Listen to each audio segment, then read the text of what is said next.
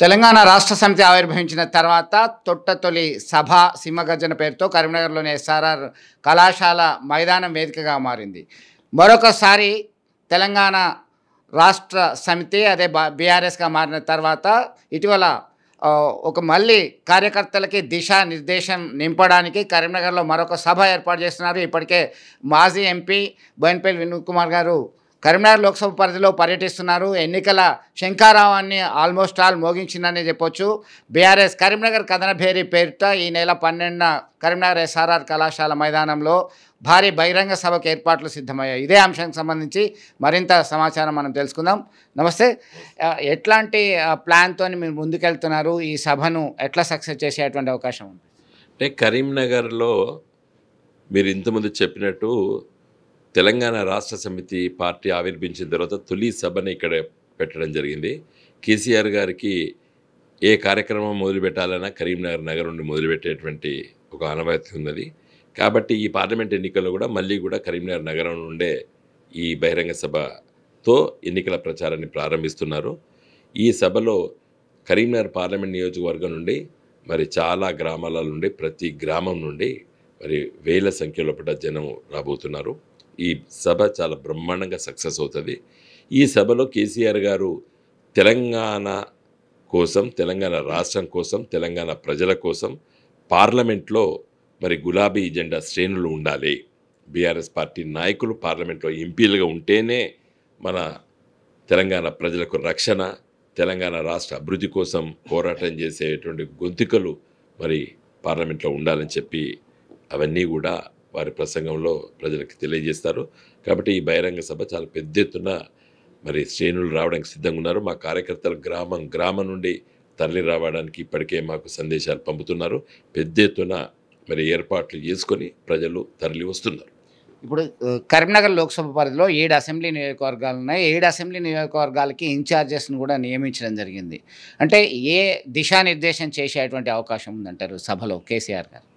అదే చెప్తున్నాను కదా, కేంద్రంలో బీజేపీ ఇప్పుడు గవర్నమెంట్ ఉంది, రాష్ట్రంలో కాంగ్రెస్ గవర్నమెంట్ ఉంది.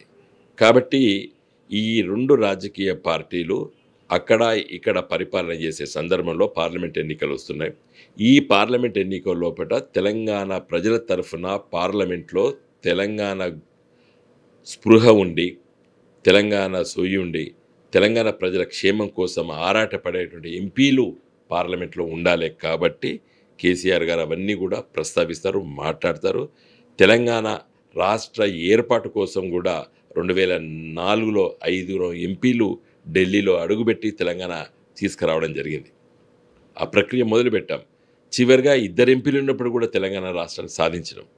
కాబట్టి ఈరోజు పార్లమెంట్లో తెలంగాణ రాష్ట్ర సమితి నాటి పార్టీ, ఈనాటి బీఆర్ఎస్ పార్టీ తరఫున మేము పోటీ చేస్తున్నాం. మేము పార్లమెంట్లో ఉండడం చాలా అవసరమనే విషయాన్ని కేసీఆర్ గారు ప్రజలకు తెలియజేస్తారు.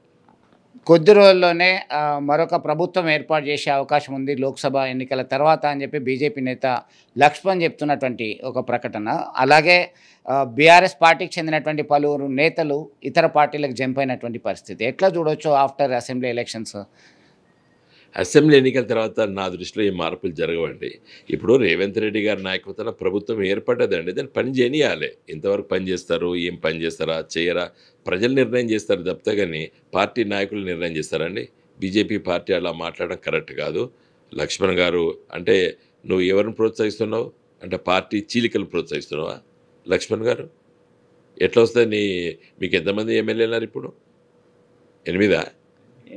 8 మంది ఎమ్మెల్యేలు. 8 మంది ఎమ్మెల్యేలతో నువ్వు ఇక్కడ ప్రభుత్వం ఏర్పాటు చేస్తావా? కాదు కదా.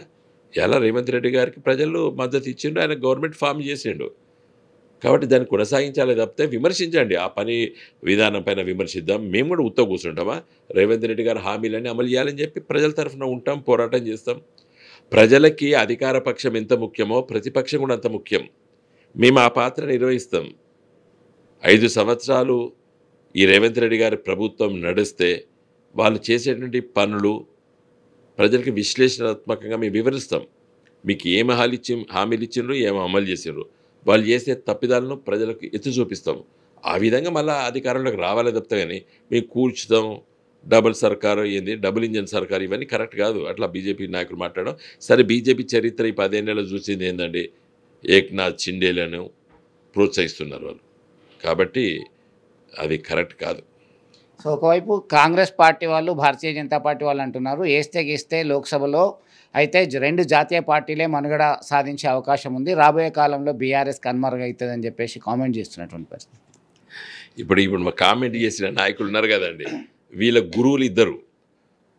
ఇప్పుడు రేవంత్ రెడ్డి గురువు చంద్రబాబు నాయుడు, కోమటిరెడ్డి వెంకరెడ్డి గారు గురువు వైఎస్ రాజశేఖర రెడ్డి గారు. వాళ్ళు ఇద్దరే, వైఎస్ రాజశేఖర రెడ్డి చంద్రబాబు నాయుడే ఈ టీఆర్ఎస్ పార్టీని మొగ్గలే తొంచేస్తామని చెప్పారు. వీళ్ళు తెలంగాణ వచ్చేది కాదు, సచ్చేది కాదని చెప్పి వీళ్ళు ఇద్దరు మాట్లాడారు. వాళ్ళ గురువులనే ఎదుర్కొని మేము తెలంగాణ సాధించినాం. ఈరోజు ఒక రాజకీయ పార్టీగా స్థిరపడ్డాం.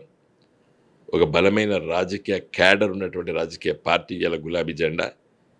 ఎన్నికల్లో ఓడిపోతాం, గెలుస్తాం. డిఎంకే పార్టీ ఇప్పుడు అధికారంలో ఉంది తమిళనాడులో. ఒక్క ఏఐడిఎంకే పార్టీ సభ్యుడు కూడా పార్లమెంట్లో లేరు. ఏఐడిఎంకే జయలలిత ముఖ్యమంత్రి గారు ఉన్నప్పుడు ఏఐడిఎంకే ఎంపీలు మొత్తం ఉన్నారు తమిళనాడు నుండి. ఒక్క డిఎంకే ఎంపీ లేడు. మళ్ళీ వచ్చే ఎన్నికల్లో పట్ల డిఎంకే ప్రభుత్వం వచ్చింది రాష్ట్రంలో పట, డిఎంకే ఎంపీలు మళ్ళీ గెలిచిండ్రు. అట్లా ఉంటుంది రాజకీయం. వీళ్ళు చెప్పినట్టు ప్రభుత్వం కోల్పోతే పార్టీ పోతుందా? లోక్సభ ఎన్నికల నేపథ్యంలో బీఆర్ఎస్ పార్టీ ఈ లోక్సభ సభ్యులను ఎప్పటివరకు పూర్తిగా ప్రకటించేటువంటి అవకాశం ఉంది? మీకు లోక్సభలో మీరు ఇప్పటికే ప్లాన్ ప్రకారం మీరు ప్రచారం ముందుగా దూసుకెళ్తున్నది, దీనిలో ఏ మెసేజ్ ఇవ్వబోతున్నారు? మా పార్టీ అధికారం కోల్పోయింది డిసెంబర్ 3 నాడు. నేను డిసెంబర్ 4 నాడు కరీంనగర్కి వచ్చిన, అంటే ప్రచార కార్యక్రమాలు చేపట్టిన. నేను ఇప్పటివరకు మళ్ళీ హైదరాబాద్ మొహం చూడలేదు. ఇక్కడనే ఊరు తిరుగుతున్నా. గత 5 సంవత్సరాలు నేను పార్లమెంట్ సభ్యుడిగా ఓడిపోయినప్పటికీ కూడా నిత్యం కరీంనగర్ ప్రజల మధ్యలోనే తిరిగిన. నేను తిరిగిన అన్ని ఊర్లు, నేను తిరిగిన అన్ని మండలాలు, నేను మా పార్టీ కార్యకర్తలు కలిసినంత మరి గెలిచిన ఎంపీలు కూడా తిరగలేదు. అది ప్రజలకు తెలుసు. కాబట్టి నేను నా మట్టికే నేను మాట్లాడతా. కరీంనగర్ పార్లమెంట్ నియోజకవర్గం లోపల మా కార్యకర్తలు ఒక్కరు కూడా పోలేదు. పార్టీ ఎన్నికలు కాకముందు కొంతమంది వేలు, కానీ ఓడిపోయిన తర్వాత కరీంనగర్ పార్లమెంట్ నియోజకవర్గంలో ఒక్క నాయకుడు కూడా మా పార్టీకి రాజీనామా చేయలేదు, వేరే పార్టీలా గెలవలేదు. ఇంకా రాష్ట్రం గురించి నాకు తెలియదు. నూతన ఉత్సాహం ఈ సభ తర్వాత మరింత ఆత్మవిశ్వాసము, నూతన ఉత్సాహం వచ్చే అవకాశం ఉందంటారా? ఎందుకంటే కార్యకర్తల్లో, నేతల్లో ఇప్పుడున్నటువంటి ప్రస్తుత పరిస్థితుల్లో కొంతమంది కేసులు ఎదుర్కొంటున్నారు. ఈ క్రమంలో ఇప్పుడు కేసులు మా మీద కుట్రపూరితంగా పెట్టిండ్రండి కరీంనగర్ నగరం లోపల. వాటిని ఎదుర్కొంటాం. హైకోర్టులో కూడా కేసులు వేస్తాం. దాన్ని ధీటుగా లీగల్గా ఫైట్ చేస్తాం మేము. నిన్న కూడా నేను మా కార్పొరేటర్ మిత్రులందరం కూర్చోబెట్టి మాట్లాడినా, I'm with you, we will fight legally. ఏమైనా తప్పిదాలు ఉంటే ఇంత హింసించవలసిన చట్టాలు లేవు మన భారతదేశంలో. నేరం చిన్న నేరం. ఇంకా బౌండరీ లైన్ పక్కకు ఒకరి పేరు చూపితే కూడా కేసు పెట్టిండో, నేను దాన్ని పట్టుకురమ్మని చెప్పిన ఫైలు. ఆ పోలీస్ అధికారికి అట్లా కేసు పెట్టడానికి లేదు. నేను ఒక ప్లాట్ కొనుక్కున్నా, నేను అమ్ముతున్నా, పక్క ప్లాట్ ఆఫ్ అదర్స్ అని రాస్తారు. ప్లాట్ ఆఫ్ XYZ అని రాసిండు. అదో నేరం కింద పెట్టిండ్రు. అది హైకోర్టులో పోతే చివాట్లు తింటారు ఈ పోలీస్ అధికారులు. నేను ఆమె లాయర్ బై ప్రొఫెషన్. నాకు తెలియదు, నిన్ననే తెలిసింది ఒక కార్పొరేటర్ మిత్రుడి మీద ఆ విధంగా కేసు పెట్టిరని. It is quite illegal. ఆ విధంగా కేసులు పెట్టడానికి వీల్లేదు. పోలీస్ ఆఫీసర్ నేరం జరిగితే కేసులు పెట్టాలి, కానీ నేరం జరగకుండానే ఊహాలోకంలో ఉండి కేసులు పెట్టడం కరెక్ట్ కాదు. అది చట్టం ఒప్పుకోదు. అంటే మీరు అన్నట్టుగా ఇప్పుడు కార్పొరేటర్ల పైన పలువురి మీద కేసు నమోదైంది. మొన్న సన్నాహక సమావేశంలో పాడి కౌశిక్ రెడ్డి, హుజరాబాద్ ఎమ్మెల్యే మాట్లాడినటువంటి మాటలు పోలీసుల మనోభావాలను దెబ్బతీసే విధంగా ఉన్నాయి. కానిస్టేబుల్ నుంచి డీజీపీ వారికి ఎవరిని వదలమంటే అక్కడ 1 టౌన్ పోలీస్ స్టేషన్లో ఆయన మీద కూడా కేసు నమోదైంది. చూస్తాం. ఆ ఎఫ్ఐఆర్ చూసిన తర్వాత దానిపైన ఏ విధమైన చర్యలు తీసుకుంటాం.